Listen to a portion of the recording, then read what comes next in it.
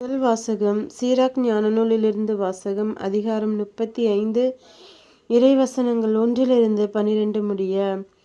திருச்சட்டத்தை கடைப்பிடிப்பது பல காணிக்கைகளை கொடுப்பதற்கு ஈடாகும். கட்டளைகளை கருத்தில் கொள்வது நல்லுறவு பலி செலுத்துவதற்கு ஒப்பாகும். அன்புக்கும் கைமாறு செய்வது மாவு படையல் அளிப்பதற்கு இணையாகும்.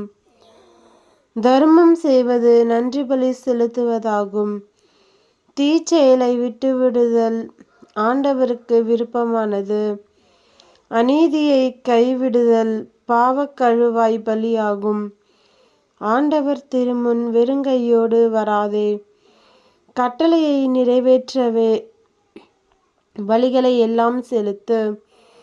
நீதிமான்கள் காணிக்கைகளை செலுத்தும்போது பலிபீடத்தில் கொழுப்பு வழிந்தோட உன்னத இறைவன் திருமுன் நறுமணம் எழுகிறது.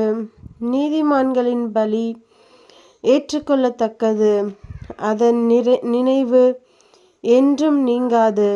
ஆண்டவரை தாராளமாய் மாட்சிமைப்படுத்து. உன் உழைப்பின் முதற்கனிகளை கொடுப்பதில் கணக்கு பார்க்காதே. கொடை வழங்கும் போதெல்லாம் முகமலர்ச்சியோடு கொடு. 10 பங்கை மகிழ்ச்சியோடு கடவுளுக்கு உரித்தாக்கு. உன்னத இறைவன் உனக்கு கொடுத்திருப்பதற்கு ஏற்ப நீயும் அவருக்கு கொடு. உன்னால் முடிந்த அளவுக்கு தாராளமாய் கொடு. ஆண்டவரே, கைமாறு செய்பவர் 7 மடங்கு உனக்கு திருப்பித் தருவார்.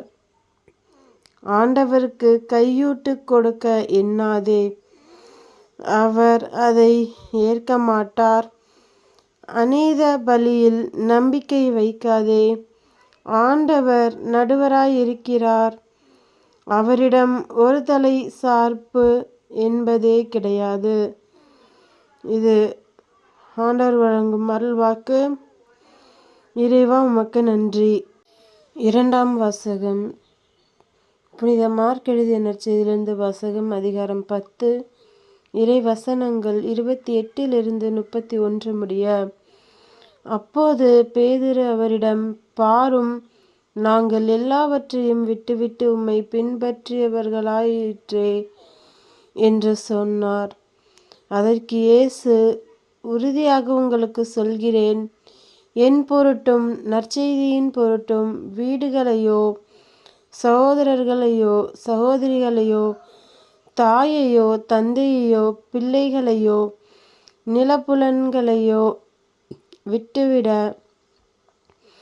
எவரும் இம்மையில் 100 மடங்காக வீடுகளையும் சகோதரர்களையும் சகோதரிகளையும் தாயையும் நிலப்புலன்களையும் இவற்றோடு கூட இன்னல்களையும் மறுமையில் நிறைவாழ்வையும் பெறாமல் போகார்.